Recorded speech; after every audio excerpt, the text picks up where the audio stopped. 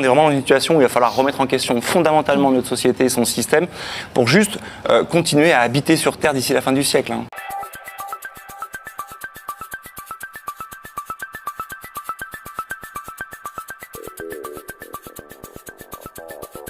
60% des espèces sauvages ont disparu en 50 ans. Les gens ne le voient pas. La question des abeilles, on ne le voit pas. Donc, en fait, notre mode de vie surconsommateur et surextracteur de ressources, finalement, on n'en a pas du tout conscience. Tout ça est caché. Pourtant, notre mode de vie est archi impactant.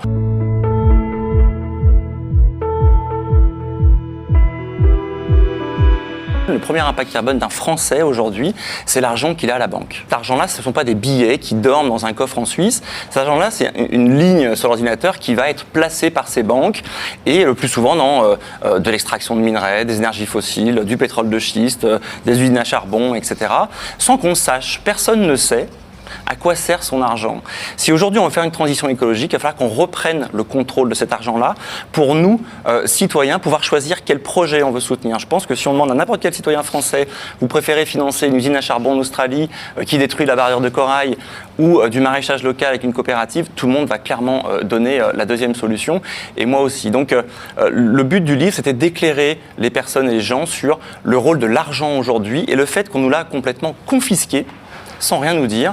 Il va falloir qu'on rende ça transparent, éthique, solidaire. Et aujourd'hui, il y a des projets qu'on peut financer avec notre épargne. Et je donne plein d'exemples dans le livre pour être directement acteur de la transition dès aujourd'hui avec l'argent qu'on a à la banque. Quand j'explique qu'on est à 2 degrés d'ici la fin du siècle, les impacts sont déjà très néfastes. On va avoir des problèmes en agriculture, des grands déplacements de population, de la montée des eaux, etc. À 3, 4, 5 degrés, ça va être le permafrost des régions glaciaires qui va fondre. Là, on va libérer une quantité de méthane et de CO2 qui n'a jamais été libéré dans l'histoire de l'industriel. Quand on parle de changement climatique, c'est clairement notre avenir sur Terre qui est à remettre en question.